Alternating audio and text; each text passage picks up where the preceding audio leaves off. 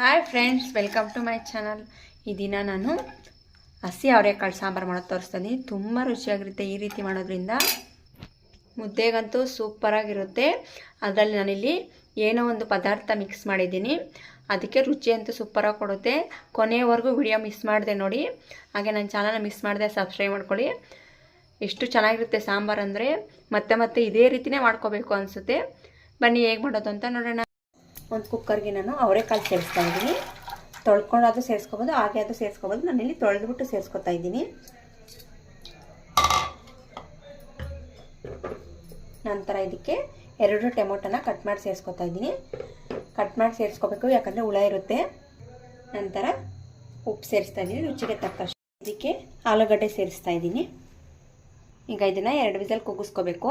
ಈಗ ಸಾಂಬಾರಿಗೆ ರೆಡಿ ಮಾಡ್ಕೊಳ್ಳೋಣ. ನನಗೆ ಒಂದು ಪ್ಯಾನ್ಗೆ ಎಣ್ಣೆ ಸೇರಿಸ್ತಾ ಇದ್ದೀನಿ.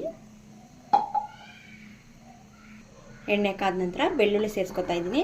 ನಾನಿಲ್ಲಿ 1.5 ಬೆಳ್ಳುಳ್ಳಿ ಸೇರಿಸ್ತಾ ಇದ್ದೀನಿ. ಬೆಳ್ಳುಳ್ಳಿ ಸ್ವಲ್ಪ ಜಾಸ್ತಿ ಸೇರಿಸ್ಕೊಳ್ರಿ, ಆರೋಗ್ಯಕ್ಕೆ ಒಳ್ಳೆಯದು.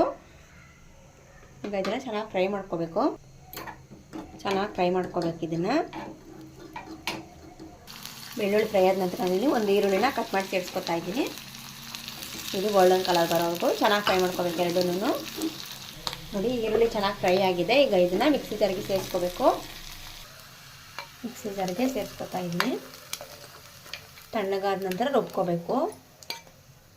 ಇದಕ್ಕೆ ನಾನಿಲ್ಲಿ ಸ್ವಲ್ಪನೇ ಹುಣಸೆಹಣ್ಣು ಸೇರಿಸ್ತಾ ಇದ್ದೀನಿ, ಯಾಕಂದರೆ ಟೊಮೊಟೊ ಸೇರಿಸ್ಕೋಬೇಕಲ್ವ, ಅದರಿಂದ ನಾನು ಹುಣಸೆಹಣ್ಣು ಸ್ವಲ್ಪನೇ ಸೇರಿಸ್ತಾ ಇದ್ದೀನಿ. 1 ಸ್ಪೂನ್ ಆಗುವಷ್ಟು ಜೀರಿಗೆ ಸೇರಿಸ್ತಾ ಇದ್ದೀನಿ. ನಂತರ 1 ಲವಂಗ ಮತ್ತು ಸ್ವಲ್ಪನೇ ಚಕ್ಕೆ ಸೇರಿಸ್ತಾ ಇದ್ದೀನಿ, ರುಚಿ ಕೊಡುತ್ತೆ ಅಂತ ಇದು.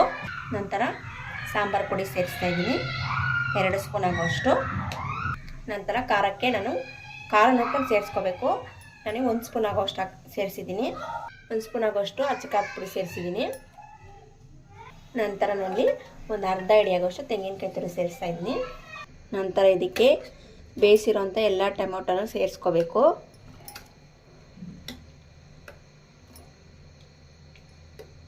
ಮತ್ತು ಸ್ವಲ್ಪನೇ ಬೇಯಿಸಿರೋ ಕಾಳು ಸೇರಿಸ್ಕೋಬೇಕು.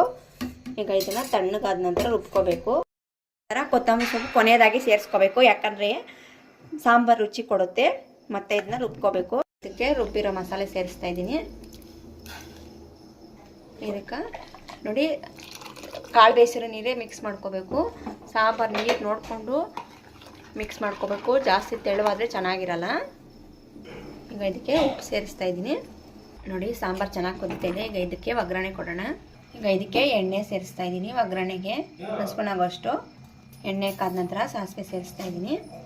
ನಂತರ ಕರಿಬೇವು ಸೇರಿಸ್ತಾ ಇದ್ದೀನಿ. ಇದಕ್ಕೆ ಮಿಕ್ಸ್ ಮಾಡ್ತಾ ಇದ್ದೀನಿ.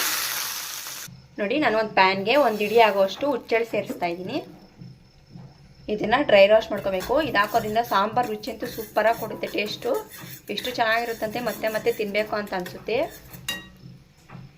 ಈಗ ಇದನ್ನು ಪೌಡರ್ ಮಾಡ್ಕೋಬೇಕು. ಪೌಡರ್ ಸೇರಿಸ್ತಾ ಇದ್ದೀನಿ. ಹುಚ್ಚೆಳ್ಳು ಪುಡಿ ಜಾಸ್ತಿ ಕುದಿಸ್ಬಾರ್ದು, ಸುಮ್ಮನೆ ಹಂಗೆ ಒಂದು ರೌಂಡ್ ಮಿಕ್ಸ್ ಮಾಡ್ಕೋಬೇಕು. ತುಂಬ ಚೆನ್ನಾಗಿರುತ್ತೆ. ಈಗ ಮಿಕ್ಸ್ ಮಾಡಿದಾದ ನಂತರ ಇದನ್ನ ಆಫ್ ಮಾಡ್ಕೋಬೇಕು. ತುಂಬ ಚೆನ್ನಾಗಿರುತ್ತೆ. ನೀವು ಸಹ ಟ್ರೈ ಮಾಡಿ. ಹಾಗೆ ನೀವು ಹೇಗೆ ಮಾಡಿದ್ದೀರಾ ಅಂತ ಕಮೆಂಟ್ ಮಾಡಿ. ಮುದ್ದೆಗಂತೂ ತುಂಬಾ ಚೆನ್ನಾಗಿರುತ್ತೆ. ಅವರೆಕಾಯಿ ಸೀಸನಲ್ಲಿ ಈ ರೀತಿ ಸಾಂಬಾರು ಮಾಡ್ಕೊಳ್ಳಿ. Thank you for watching friends.